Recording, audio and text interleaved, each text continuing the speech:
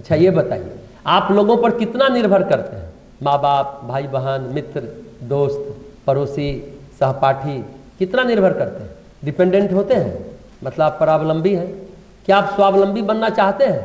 देखिए, स्वावलंबी होना, सेल्फ डिपेंडेंट होना, आत्मनिर्भर होना व्यक्ति की आर्थिक समस्या को तो दूर करता ही, मानसिक समस्या को भी दूर करता है। ये लोग नहीं समझते सेल्फ डिपेंडेंट का मतलब क्या है। भले ही आप छोटा मोटा काम कर रहे हो, साबुन बना रहे हो, पापड़ बना रहे हो, दूध बेच रहे हो, लेकिन जो आप कुछ करते हैं कृतत्व के साथ आत्मविश्वास जागृत होता है। कर्म में जब सफलता मिलती है तो मनोबल बढ़ता है ना, आत्मबल बढ़ता है, लगता है कि नहीं हम कुछ कर सकते हैं। ये बहुत बड़ी बात है, सबसे बड़ी बात है। और दूसरी बात, निर्भरता खत्म होती है। हम घर पर निर्भर हैं, मित्रों पर निर्भर हैं, आर्थिक रूप से अपंग है। जैसे हमारे शरीर में कोई खामी हो जाए तो हम क्या कहलाएंगे? अपाहिज।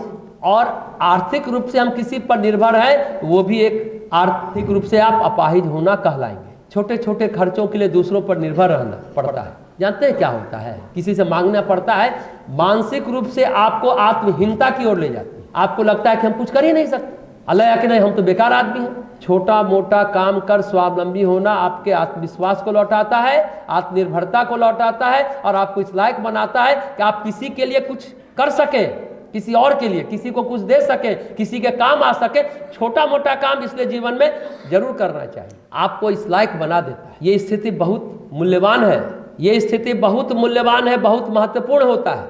देखिए, जो घर आर्थिक रूप से संपन्न है, पैतृक संपदा है, जिनको खर्च के लिए किसी पर निर्भर रहने की जरूरत नहीं है, लेकिन अगर आप कुछ नहीं करते हैं तो वो लोग भी आत्महीनता से ग्रस्त होते हैं। स्वावलंबी होना, सेल्फ डिपेंडेंट होना मनुष्य की मनोवैज्ञानिक आवश्यकता है, जिसे अनिवार्य रूप से पूरा किया ही जाना चाहिए। यानी श्रम देवता की उपासना करिए। नहीं, हम मेहनत नहीं करेंगे, श्रमशील नहीं बनेंगे तो आप आत्महीनता से ग्रसित हो। श्रम को भी देवता मान करके उसकी उपासना करिए। उपासना मीन्स उपासन। श्रम देवता का आसन है, उसके नजदीक अपना आसन लगाना, मतलब उनके समीप बैठना, उठना, उनको सोचना, विचारना, महसूस करना, यही है श्रम देवता की उपासना। उद्यमिता जरूरी है। कहते उद्यम से, उद्योग से लक्ष्मी स्थिर रहती है। जिस घर में लोग आलसी प्रमादी होते हैं, काम नहीं करते हैं, वहाँ लक्ष्मी नहीं टिकती। लक्ष्मी मतलब सिर्फ धन ही नहीं, बहुत सारा अष्टलक्ष्मी, 8 प्रकार की लक्ष्मी है। सौभाग्य लक्ष्मी है, आरोग्य लक्ष्मी है, वहाँ आरोग्य भी नहीं टिकेगा, बीमार रहेंगे आप। हाँ, एक बात है, ठीक है, आदमी बीमार पड़ा, परेशान हुआ तो एक दूसरे के सहयोग सहायता की जरूरत पड़ती है। ऐसा नहीं कि हमारी जिंदगी बिना किसी के सहयोग से चल जाएगी, ऐसा भी नहीं है। लेकिन जिंदगी भर सहयोग ही लेते रहे किसी का, ये भी उचित नहीं है। इसलिए हम जहाँ हैं, जिस अवस्था में है, पर्सनैलिटी ग्रूमिंग के लिए काम करते रहना, निरंतर करते रहना जरूरी है। ये पर्सनैलिटी डेवलपमेंट की कक्षा है, तो इसमें आपको कुछ करते रहना चाहिए और निरंतर खाली मत बैठिए, आलसी प्रमादी मत बनिए। आलसी मतलब शरीर से काम नहीं करना, आप प्रमादी मतलब, प्रमाद मतलब मानसिक आलस। मानसिक रूप से भी आप दिमाग भी नहीं चला रहे और देह भी नहीं चला रहे, तो दिमाग नहीं चलाना प्रमाद और शरीर नहीं चलाना आलस। तो पर्सनैलिटी ग्रूमिंग के लिए काम करते रहना, निरंतर करते रहना जरूरी है। भले आपके पिताजी पैसा देते हैं, आपके पास पैतृक संपदा है, फिर भी कुछ अर्जन करते रहना चाहिए। विदेशों में, अब तो अपने आप ही बड़े शहरों में छात्र अपनी पढ़ाई के साथ कुछ ना कुछ करते रहते हैं, भले ट्यूशन पढ़ाना हो।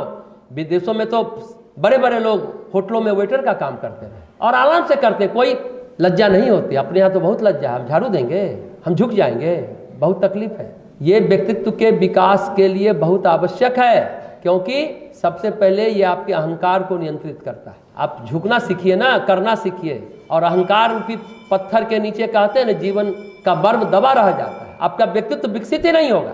और अहंकार को खत्म करने के लिए छोटे छोटे काम करिए। देखिए, बड़े औद्योगिक घराने या बड़े घर का बहुत बड़ा बिजनेस है, ऐसे ऐसे घराने जिनके पास अपना हवाई जहाज है, उनके घर पर हेलीकॉप्टर उतरता है, उनके बच्चे की पढ़ाई खत्म हुई, कंपनी में एक सामान्य कर्मचारी के रूप में काम करवाते हैं। मेहनत करो और जितना कर्मचारियों को तनख्वाह मिलती है उतनी ही तनख्वाह उनको भी मिलती है। ये नहीं कि मालिक के बेटे हैं, बेटी हैं, अपने सीनियर की इज्जत करो, यही है स्वावलंबन।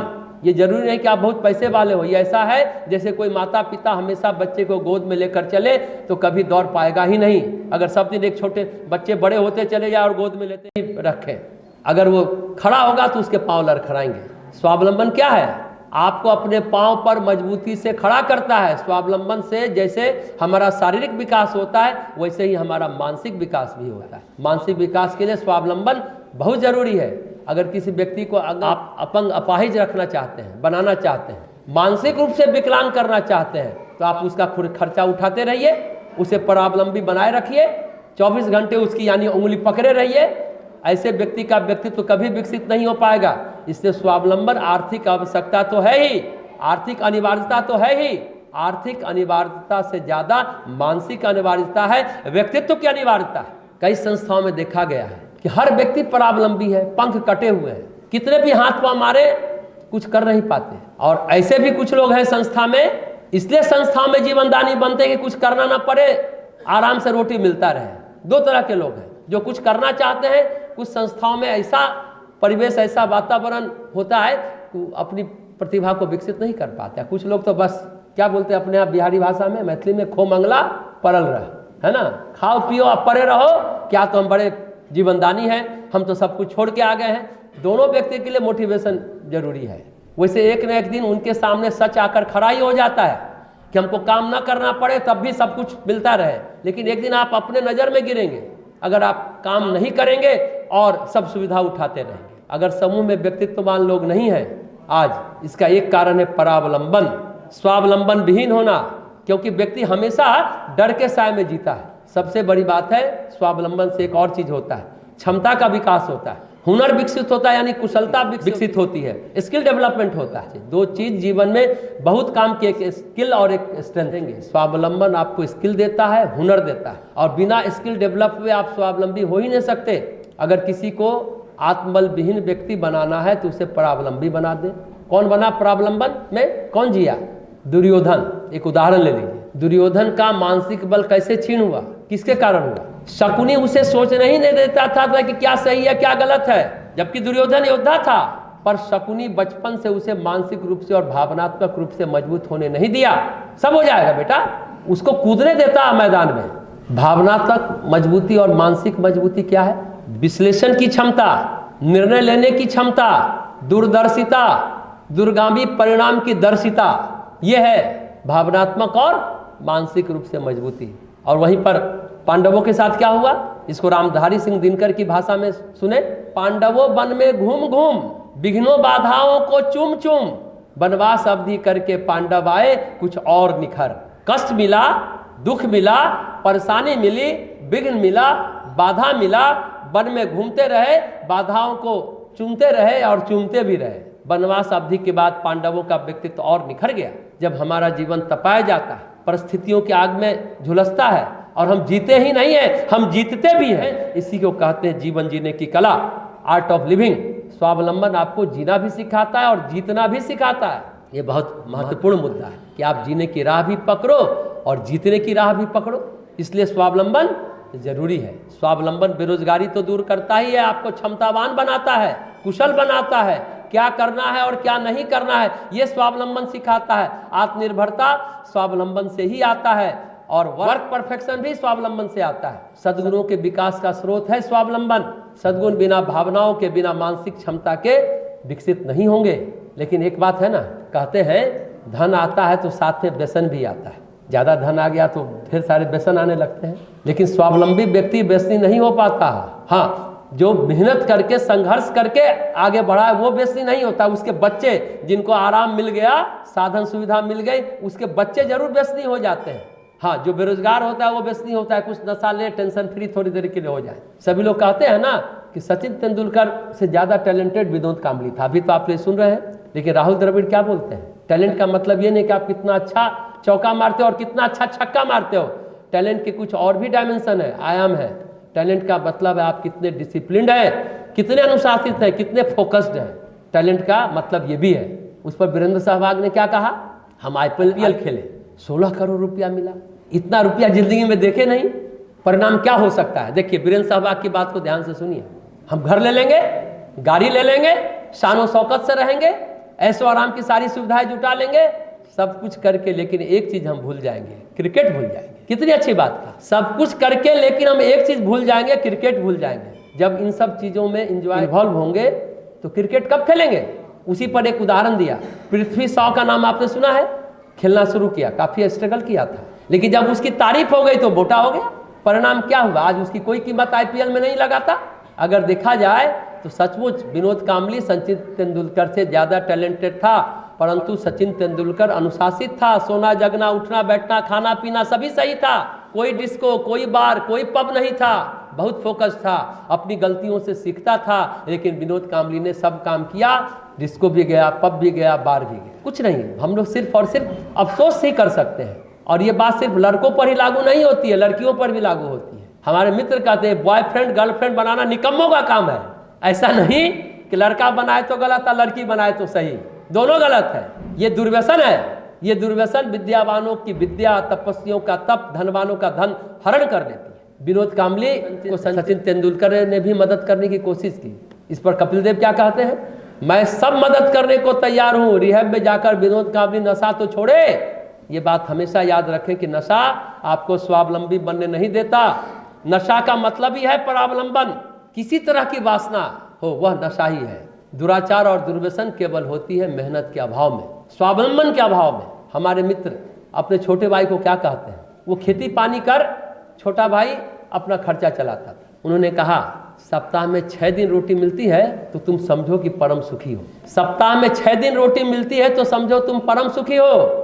जिस दिन सप्ताह में 7 दिन की रोटी मिल जाए या 7 दिन में 8 दिन 10 दिन की रोटी मिल जाए तो समझो संकट आने वाला है, बीमारी घेर लेगी, व्यसन घेर लेगा, एक्स्ट्रा पैसा आ जाता है ना, तो फिर कुछ ना कुछ उल्टा सीधा करने का मन करता है। 1 दिन की रोटी कम है तो आप समझिए सुखी हैं, फिर आप गलती से भी गलत काम नहीं करेंगे। उन्होंने कहा अभाव में रहो, महसूस करो कि तुम गरीब हो, तो गलती से भी गलत काम, नशा वाला काम, इधर उधर जुआ व्यसन नहीं करोगे। स्वावलंबन समग्र व्यक्तित्व के विकास की एक नैसर्गिक आवश्यकता है। एक और बात स्वावलंबन से जुड़ी है जो लोग प्राय इसकी चर्चा नहीं करते हैं, यूं कहे कि उस ओर ध्यान जाता ही नहीं है। अभी सब लोग स्वावलंबन पर बोले, आत्मनिर्भरता, ये बात किसी को नहीं जाता। खासकर बूढ़े बूढ़ी को सोचना चाहिए, यंग को भी सोचना चाहिए। भावनात्मक रूप से भी आप दूसरे पर निर्भर ना हो। हाय पोता हाय पोती ना करें। बेटा नहीं है, पत्नी नहीं है, फिर भी अपने बूते खड़े हैं, ये भी स्वावलंबन है। बच्चों पर निर्भर न रहे, पति या पत्नी पर निर्भर न रहे। माया मोह आसक्ति भी परावलंबन है। आध्यात्मिक बात हो गई। अब राग भी वासना ही है। बिना राग के कोई वासना पनप नहीं सकती। वासना आसक्ति से प्रारंभ होती है, आसक्ति से ही प्रारंभ होती है। ऐसे कहिए, वासना या आसक्ति किसी की हो, नाती की हो या नशे की हो, दोनों बराबर है। आप नशा ले रहे हो या हाय नाती हाय पोता कर रहे हो, दोनों नशा है और दोनों बराबर है। ये सब बराबर है। ये नशा वाला हाय पोता हाय नाती करते रहते हैं। क्या उस पर तर्क क्या देते हैं, कहते हैं मूल से ज्यादा सूद प्यारा होता है। मूल है बेटा और पोता सूद है, मूल है बेटा और सूद है पोता। सूद में ज्यादा मजा आएगा। ऐसे व्यक्ति का क्या होगा जीवन जानते हैं, मरने के बाद ही वही गोल गोल घूमता रहेगा। पूज्य गुरुदेव कहते हैं ना, दमित काम ही क्रोध बनता है और अनियंत्रित काम ही लोभ और मोह बनता है। इन सभी स्थिति से परिणाम क्या निकलेगा, आप डिपेंडेंट है, अब वो नहीं पूरा कर रहा है, स्ट्रेस होगा, तनाव होगा, टॉक्सिन बढ़ेगा, बीमार होंगे। बीमार होकर बिस्तर पर पड़े रहेंगे, फिर परावलंबी हो जाए। इसलिए पूज्य गुरुदेव ने कहा अपने काम ऊर्जा का दमन नहीं, रूपांतरण व्यक्ति को स्वावलंबी बनाता है। इसलिए हर किसी रिश्ते में भी परावलंबी न रहे।